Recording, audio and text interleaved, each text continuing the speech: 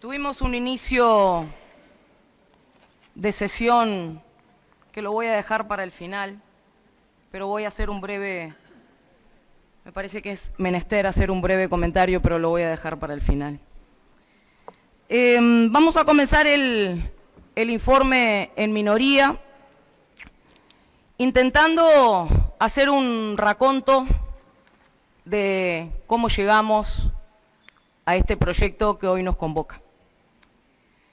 En los años 80 y 90 se produjeron reformas profundas en los sistemas de seguridad social en varios países de América Latina y Uruguay no fue la excepción.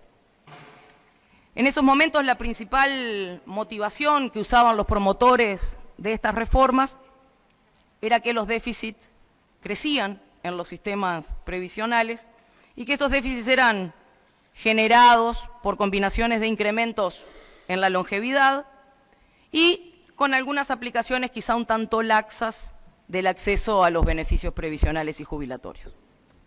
A partir de esas reformas, las condiciones de acceso a los beneficios se endurecieron y se intentó empezar a generar incentivos para postergar el retiro.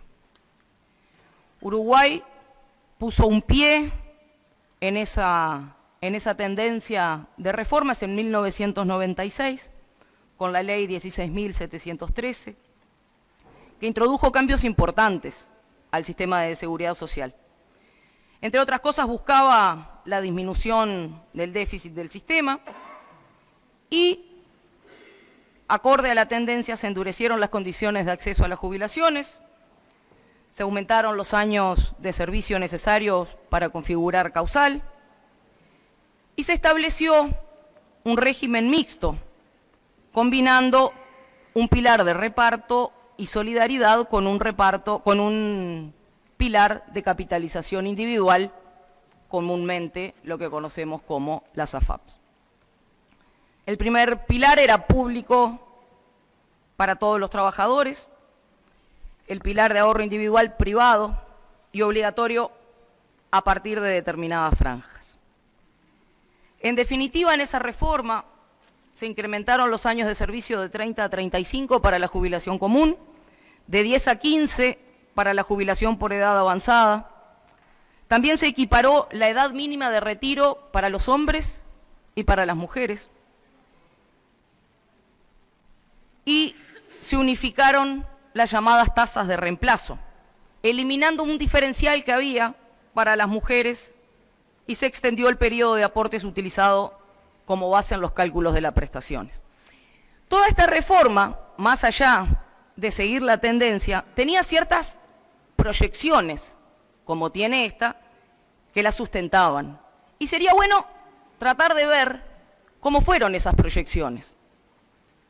Se hicieron básicamente 3 niveles de proyecciones, uno sobre el crecimiento de la proporción de los mayores de 60 años en la población del país, y en las proyecciones que se hicieron ahí no anduvieron tan errados respecto a lo que después dieron los datos del INE.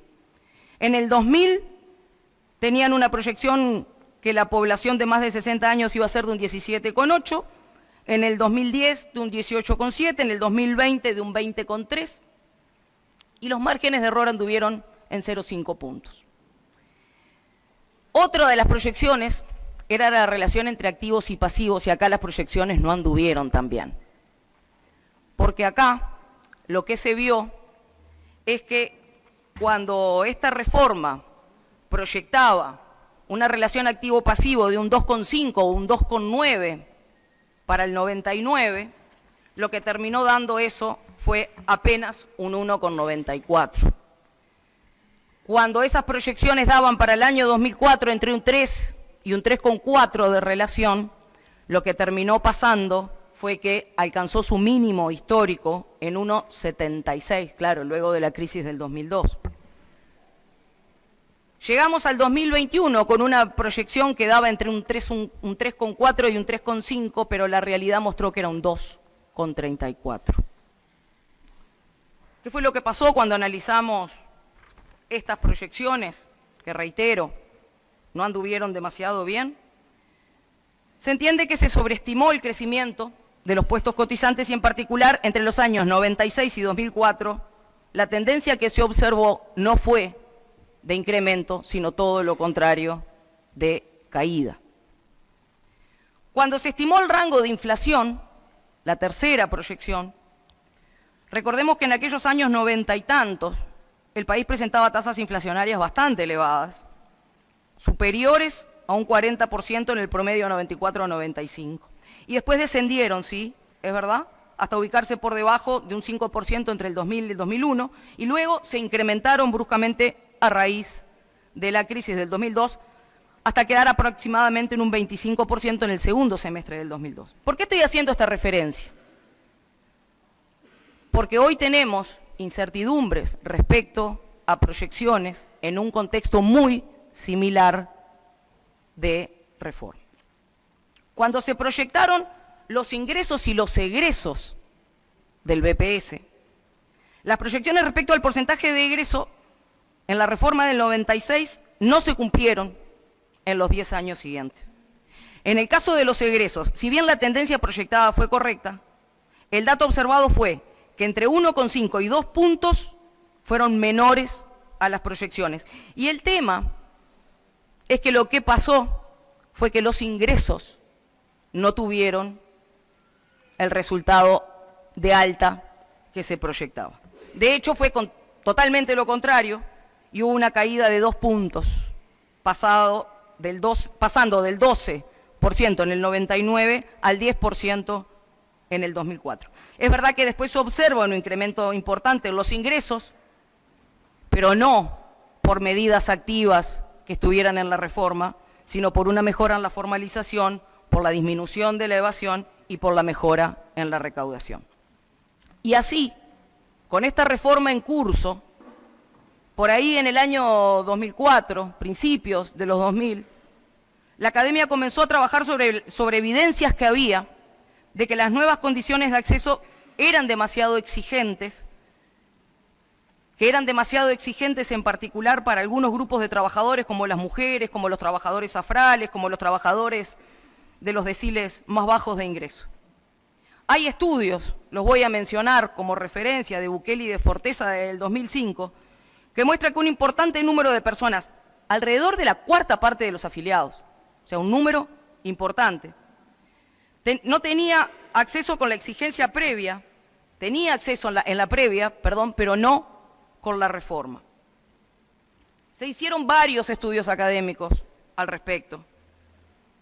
Y algunos de los datos era que los hombres lograrían cumplir con los periodos de servicio en mayor proporción que las mujeres, por haber endurecido las condiciones de acceso a las jubilaciones en el 96, pero que solamente el 27% iba a cumplir los 35 años de servicio a los 60 años de edad. En función de todos esos estudios, era necesario una nueva reforma para atender el pilar de cobertura que estaba tambaleando por la reforma del 96. Pero era necesario que esa reforma del 2008 tuviera una concepción de la seguridad social como un derecho y que fuese un objetivo común de un país que crecía, distribuir su riqueza. Uruguay modificó nuevamente su sistema de seguridad social con la aprobación de la ley 18.395. Esa ley introdujo cambios importantes en el sentido de flexibilizar las condiciones de acceso a las jubilaciones, fundamentalmente en la baja proporción de trabajadores que lograrían acceder a una jubilación con las condiciones vigentes a ese momento. Y a partir de esta reforma que tuvo la concepción de la protección social como un derecho humano fundamental, se lograron varias cosas. Aumentar la cobertura incorporando a más de 100.000 personas que no accedían a las condiciones de jubilación o pensión, entre ellas muchas mujeres. Se mejoró el seguro de paro, las asignaciones familiares y el acceso a las prestaciones por discapacidad. Se incluyeron sectores que nunca habían tenido asistencia social, como las trabajadoras domésticas, los trabajadores de la cultura, los monotributistas, los trabajadores rurales, deportistas. Se mejoró la suficiencia, porque se triplicaron los montos de las jubilaciones mínimas. Se aumentó la formalización del trabajo en más de 900.000 cotizantes.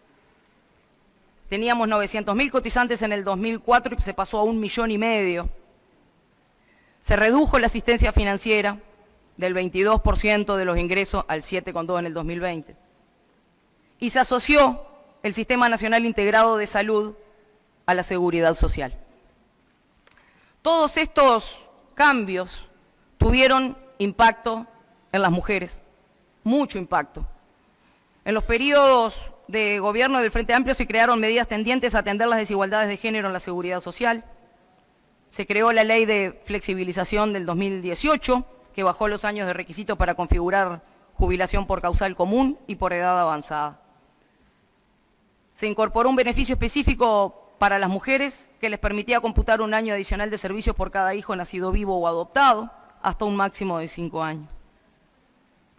Los efectos de la Ley de Trabajo Doméstico del 2006 impactó en la formalización de este sector de actividad que cuando se hicieron estudios en el Ministerio de Trabajo tenía un 90% de composición femenina. Se creó y se inició el Sistema Nacional Integrado de Cuidados en un esfuerzo en la misma dirección, en que la seguridad social fuera para todos y fuera integral.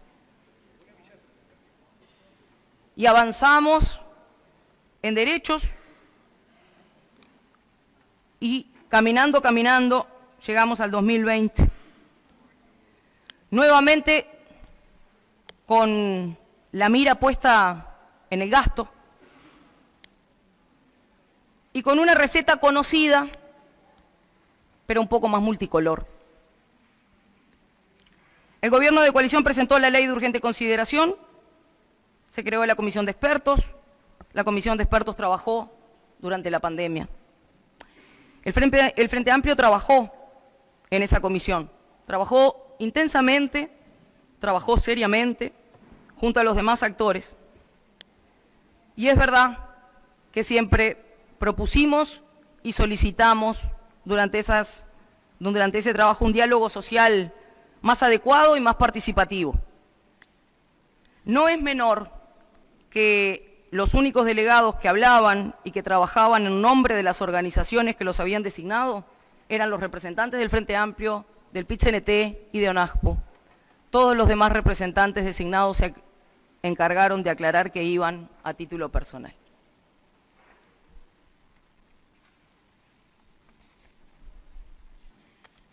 Cuando esta reforma se inició, hubo una cronología que es importante recordar. Se hizo la fase de diagnóstico, se hizo la fase de recomendaciones, se elaboró un anteproyecto y posteriormente se elaboró este proyecto que hoy estamos en tratamiento. Durante todas esas etapas hubo varios filtros y muchos acuerdos políticos, muchos de los cuales seguramente vamos a ver no muy lejanos en el tiempo, por lo menos las consecuencias de esos acuerdos políticos.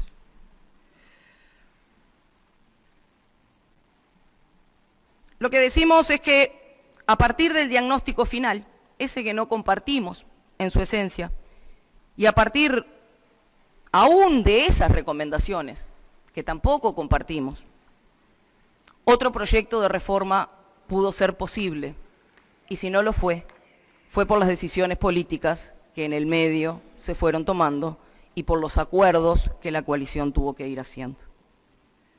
Según cómo se apliquen esos criterios de recomendación, 1 millón de personas casi, de 1.700.000 activos que tenemos hoy, se le van a estar modificando las reglas del juego, los parámetros para su jubilación.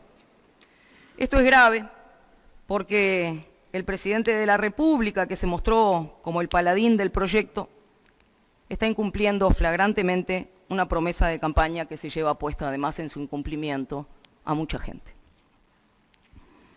Es por eso, señora presidenta, que nosotros no acompañamos en general este proyecto, porque lo consideramos incompleto, injusto y fuertemente negativo en varios aspectos centrales de su contenido, pero vamos a manejar algunos argumentos más. En más de 30 meses de este gobierno de coalición, se recortaron inversiones importantes en el presupuesto quinquenal y en las rendiciones de cuentas.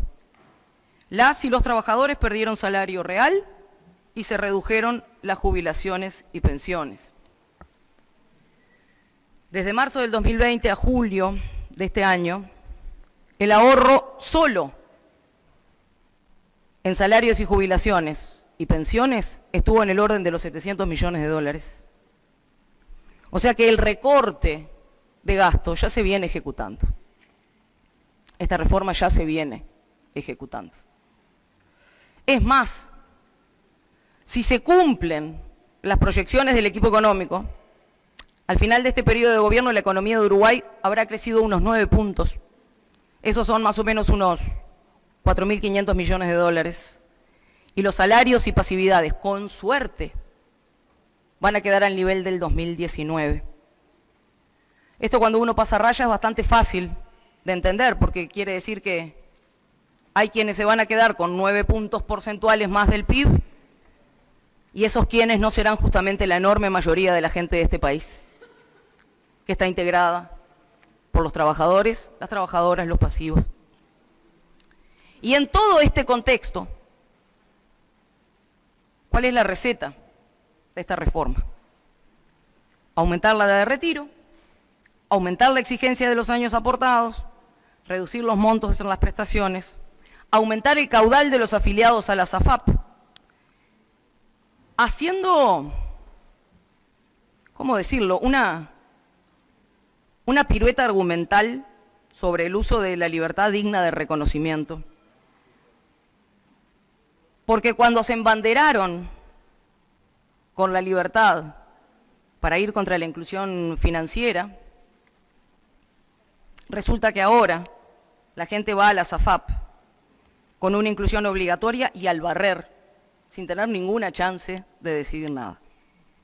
De pasada, esta reforma corrige la bonificación por la cual el BPS subsidiaba la afiliación a las AFAPs y que terminó favoreciendo los ingresos medios y altos, y esto lo corrige con el llamado suplemento solidario. Y voy a hacer una brevísima consideración. Cuando nosotros analizamos los datos del ajuste por IPC del suplemento solidario, y lo analizó la Central de Trabajadores con nosotros, lo que se aplicó fue lo que decía la ley. No fue antojadizo ajustar por el IPC. Tan antojadizo no fue que se modificó ahora en el proyecto de ley, lo cual entendemos que es una buena cosa. Esta receta multicolor que tenemos ahora es bastante parecida a la utilizada en el 96. Es un poco más profundizada y más extendida. Claro, porque hay más colores políticos para satisfacer acuerdos, pero tiene mucha menos participación, mucho menos diálogo, muy poco o nada de análisis de impacto, nada de consideración respecto a los ingresos del sistema, ni una medida acompañada de su cuantificación económica. Y acá estamos tratando de entender datos del BPS que llegaron ayer de tarde, que no corresponden con los que pedimos y que además están incompletos. Durante el tratamiento en comisión, que empezó el 9 de noviembre, el Poder Ejecutivo fue convocado 3 veces, la Central de Trabajadores vino 2 veces, y también recibimos a muchas de las organizaciones que habían participado del diagnóstico y a la UNASPO. En ninguna de las 3 comparecencias el Poder Ejecutivo mostró cálculos que permitieran concluir que todas las jubilaciones aumentaban, y vienen insistiendo en eso el Ministro de Trabajo y el Ministro de Economía, y la Ministra de Economía.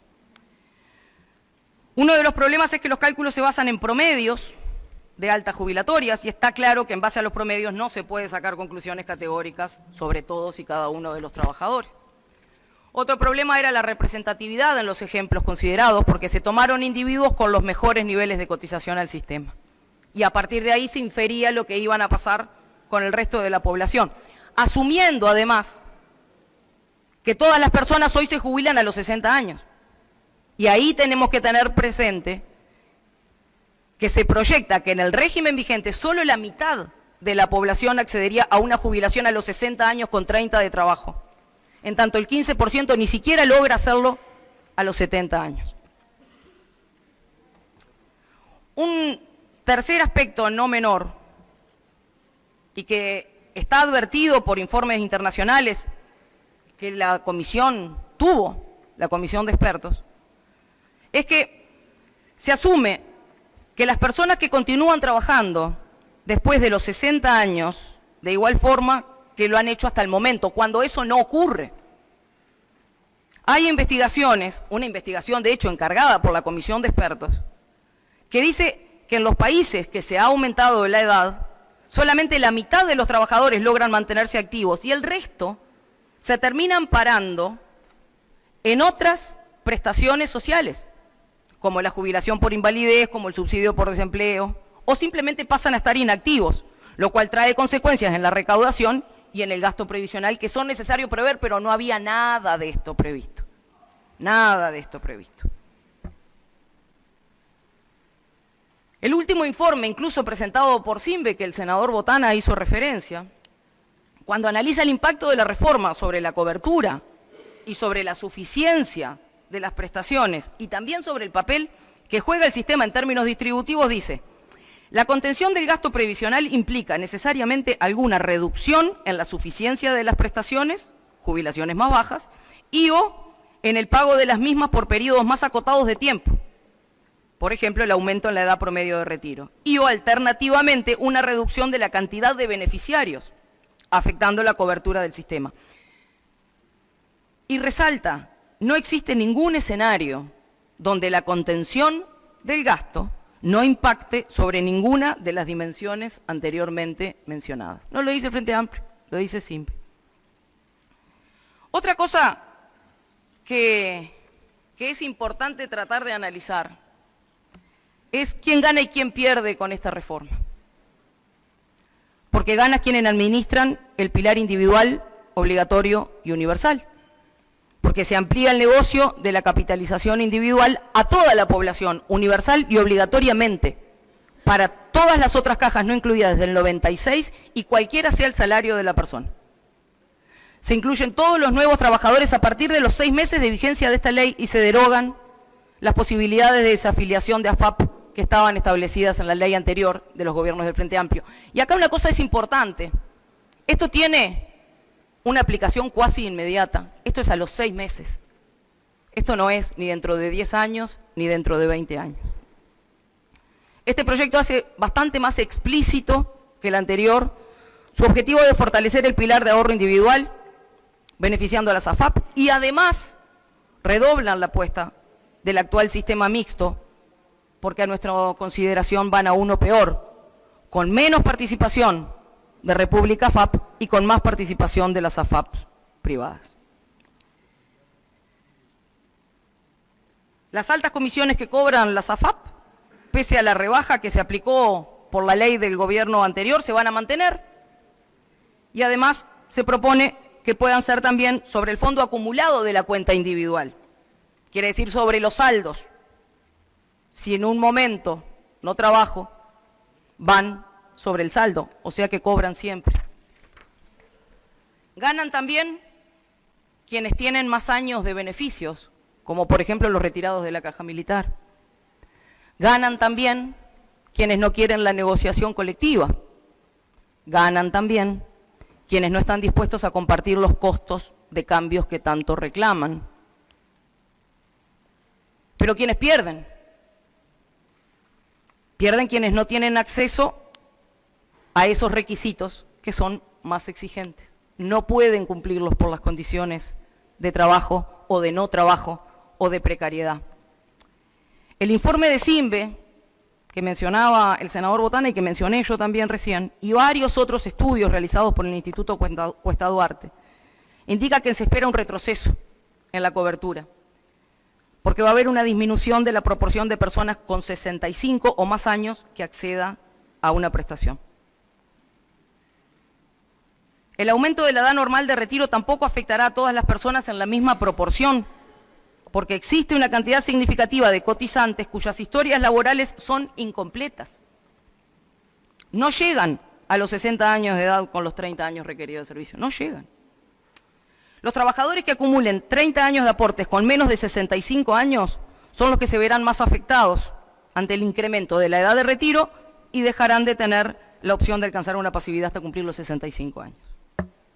El aumento de la edad mínima de retiro tendrá un impacto máximo, 5 años de postergación, sobre aproximadamente la mitad de los trabajadores afiliados al bloque principal del sistema, que es el del BPS. En síntesis, los resultados anteriores muestran que el proyecto de reforma efectivamente debería generar un efecto de postergación que va a operar entre los 60 y los 70 años de edad. Y ahí hay una diferencia importante. Hay una diferencia importante porque no todo el mundo transita esa etapa de la vida de la misma manera. Porque hay cambios en las condiciones, una cosa es la longevidad y otra cosa es la calidad de vida. Y la calidad de vida no es la misma en circunstancias diferentes de ingresos y de condiciones de vida. Pierden quienes no pueden trabajar por discapacidad. Probablemente mis compañeros se extiendan sobre este punto, pero hay una disminución importante de los beneficios. Se crea en este proyecto también una especie de superpoder ejecutivo con una superagencia reguladora que hasta fue cuestionada en su constitucionalidad y en su forma por las personas que contrataron para asesorar a la comisión de expertos en esta materia. No se consideran las recomendaciones sobre el trabajo del futuro y sobre el futuro del trabajo, porque todas las recomendaciones internacionales dicen que va a haber que tener más prestaciones sociales para soportar a quienes no puedan trabajar, porque tiene que haber más prestaciones no contributivas y porque hay que pensar nuevos ingresos. Señora Presidenta, el Frente Amplio entiende que el envejecimiento de la población, el cambio tecnológico en el mundo del trabajo, junto con otros factores como por ejemplo la pandemia, hacen necesario abordar periódicamente reformas que sean estudiadas, acordadas, pensadas con seriedad y consensuadas para el régimen de seguridad social. Estas reformas no deben tener en cuenta exclusivamente la sustentabilidad financiera, deben contemplar que el sistema siga teniendo la cobertura y que mejore la protección que brinda a las personas. O sea, que tenga sustentabilidad social, porque ahí nos va la vida como comunidad. Señora Presidenta, la coalición de gobierno no tenía quórum para tratar hoy este proyecto. El Poder Ejecutivo, la delegación a quienes le pedimos datos, no trajo los datos que le pedimos.